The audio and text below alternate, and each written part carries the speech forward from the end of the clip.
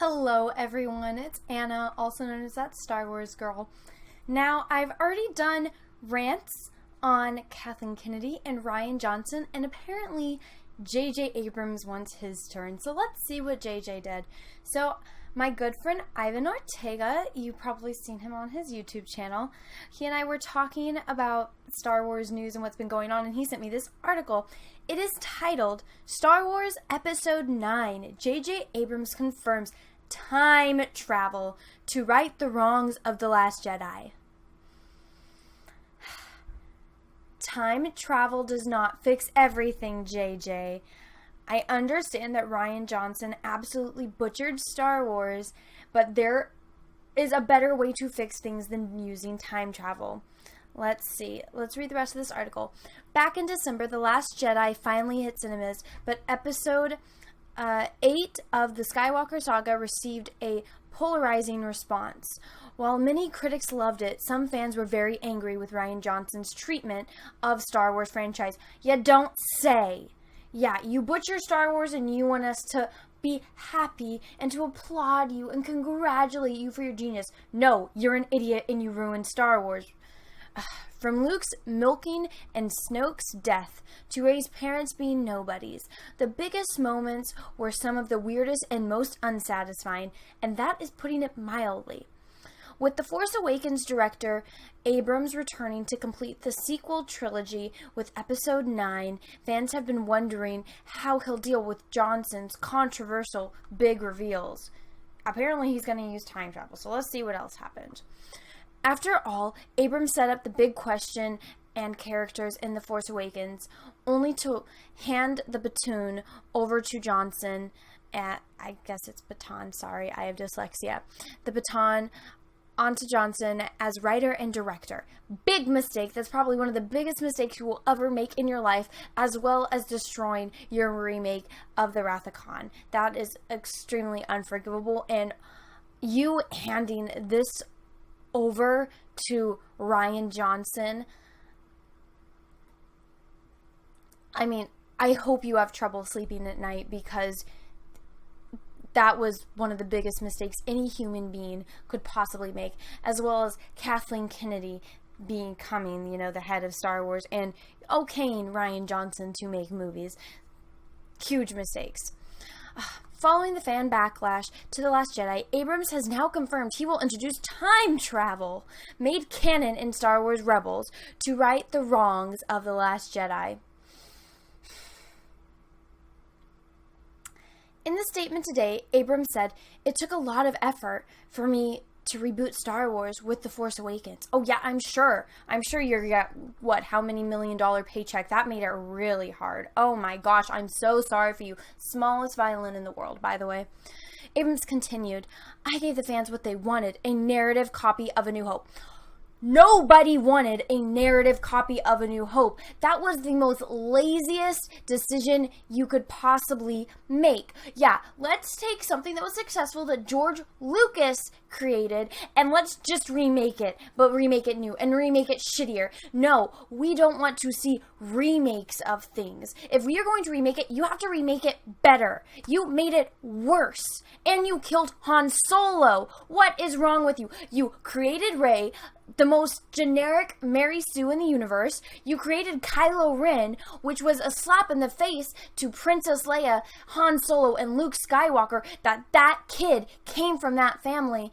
And that is what you thought we wanted. You need to go reevaluate your perception on people, because I don't think you know how to read human beings. Excuse me. I have the hiccups, so I'm sorry. I thought I got one over it before I started filming. We want a Star Wars movie with actual characters, with interesting and intriguing plot lines, not just, let's throw the same story in, but let's get lamer characters. And, they'll like it because the special effects are better. The special effects looked better back in the 80s when they made them, and it was all stop motion. So it's really sad when you have your million dollar budgets and it looked better back in the day. So I I don't understand some people's thought processes and how people that are technically successful get to the places that they are with these stupid ideas. So let's continue. But Rian was just too bold with The Last Jedi. I don't think bold would be the word I'd use. He was evil. He was manipulative. He lied to everyone. His goal in life is to take things that people love and create controversy. Bold is not the word you use for that kind of person. Sadistic is, not bold. Since I'm concluding the trilogy with episode 9, I can confirm that the events of The Last Jedi will be undone thanks to the time travel now being canon in the Star Wars universe. So what are you going to do? You going to go back in time and say that all never really happened? That'd be great. I did, however, read this article saying that, from J.J. Abrams, that Luke Skywalker is dead and is going to stay dead in episode 9. Maybe in Ryan's universe of Star Wars, the universe that nobody likes, that everybody hates, maybe Luke can stay dead there because I don't wish that upon anyone. So maybe if they go back in the past, they'll save Luke and he won't be dead. And maybe that's what that means. That if they go on that same path, that he will die. But if it stays in this, I guess, new path with this new time travel, he'll be alive. So maybe that's what they're trying to do. Let's see. Rest assured, Rey's parents will probably be Han and Leia. Great! Congratulations, all you Reylo fans! You guys have been watching too much Game of Thrones, and you guys like it when brothers and sisters are into one another, which probably proves you don't have siblings, because that not at all close to reality. Oh god, that's disgusting. Anyone that has a siblings, just the thought of that, it makes me want to vomit. Snoke won't die until after the epic lightsaber battle at the end, where his true identity is revealed and Luke won't be so sulky. Okay, nobody cares who Snoke is. You want to shape him after Hugh Hefner? Whatever. I thought that Disney owned this, and I guess if they want to promote Hugh Hefner, great for you, Disney. You fired James Gunn because he made all those pedophile comments, but Hugh Hefner, that's a great person to put in a Star Wars movie. Great idea. Yeah, I don't care who Snoke is.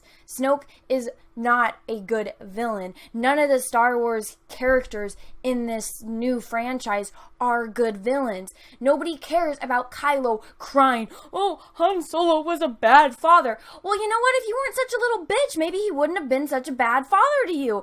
God, if you were, I don't have children, but geez, no.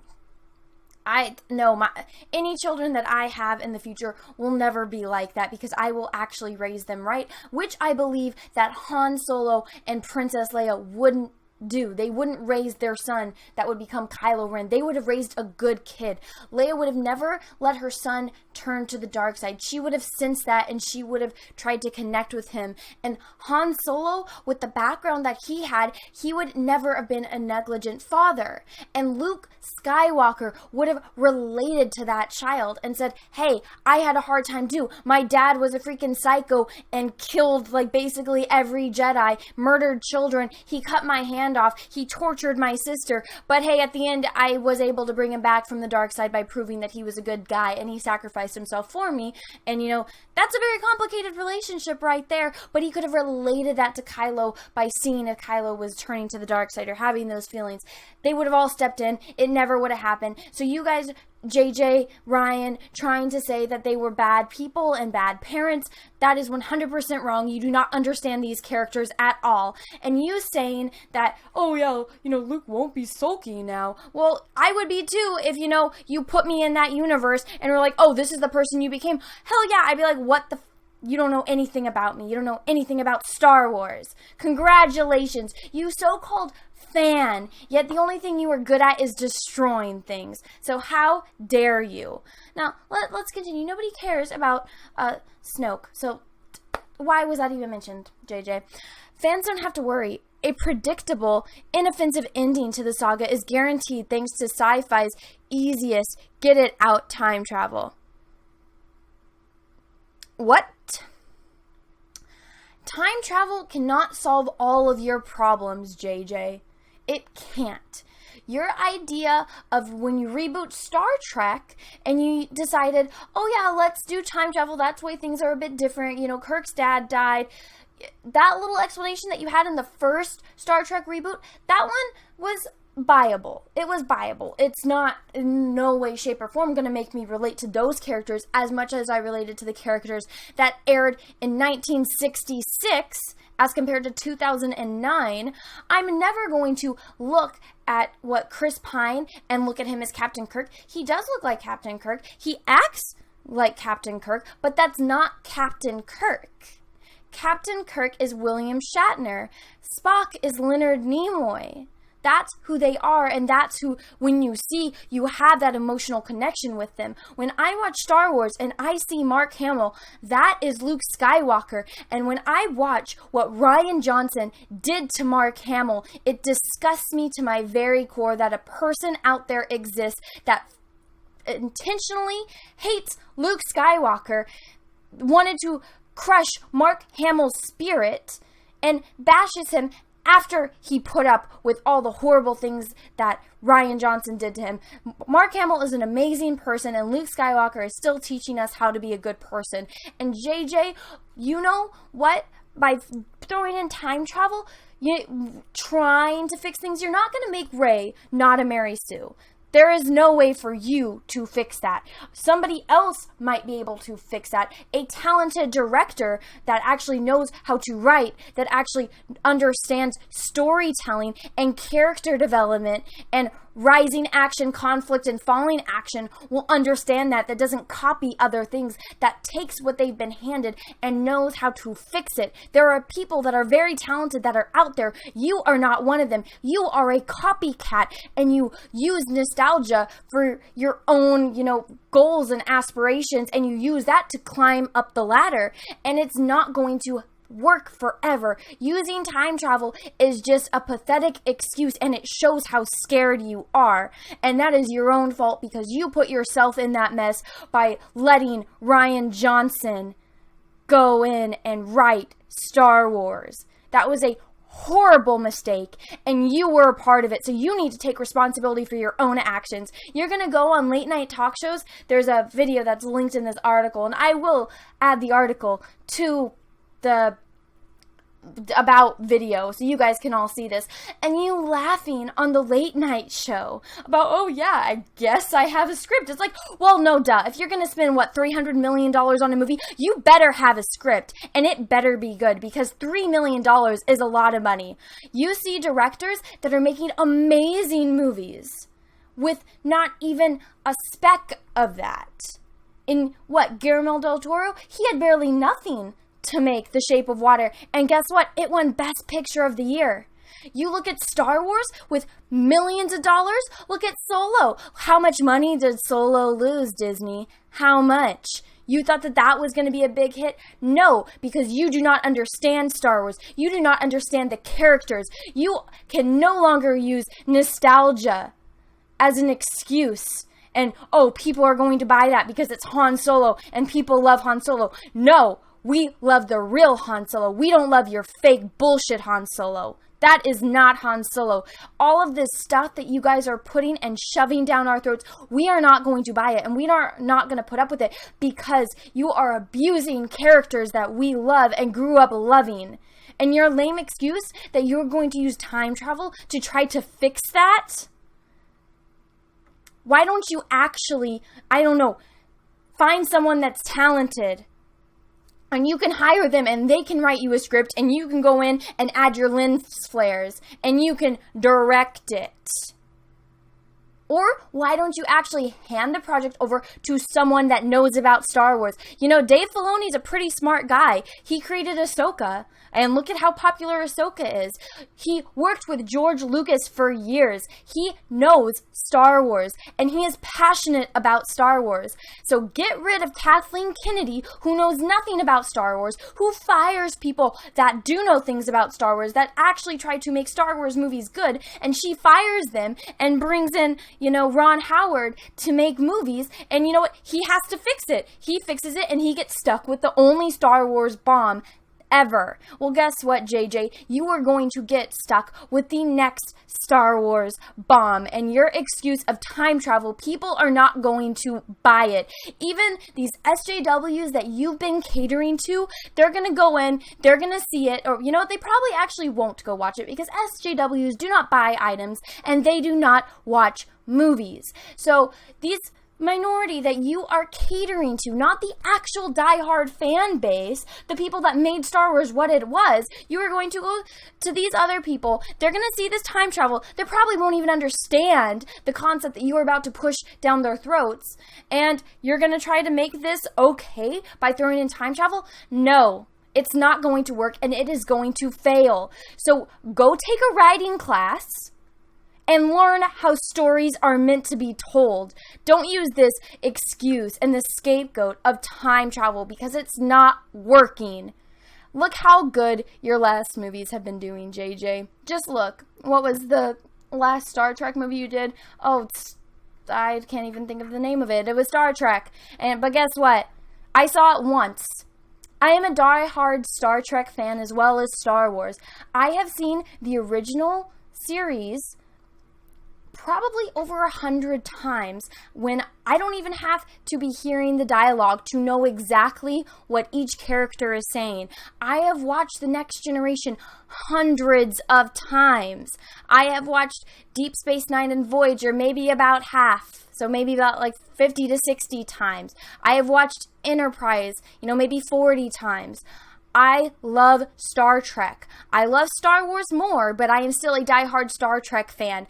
And I have watched your latest Star Trek movie once because it was predictable and it was not something I ever needed to see again. So if you're going to try to continue to use this nostalgia to get fans and to get audiences excited about your movies, it's not going to work. It maybe works the one time, Star Wars is coming back. After all these years, the last thing we had was the prequels. Now, The Force Awakens is coming out. It's going to have a whole new cast. Han Solo is going to be in it. Mark Hamill's going to be in it. Princess Leia is going to be in it. That gets people excited. That's why I went and saw it, because I wanted to see Han Solo, Princess Leia, and Luke Skywalker. And you could not do that. You couldn't. You butchered each character you introduced. And, Rian Johnson helped. He did most of the work, but you set the tone for it. You're not going to be successful, and you're not going to escape the heat that you were creating for yourself. And like I just said, you are doing it to yourself. So you are digging your own grave, so I hope you have a fun time laying in it. Hello everyone, it's Anna, also known as that Star Wars girl. If you like me and you like my channel and you would like to support me further, go check out my Patreon. There's a cool discussion page over there for my patrons only, as well as opportunities for you to get my artwork. So go check it out, it's going to be a lot of fun. I thank you for everyone that supports me and supports my videos, and may the Force be with you.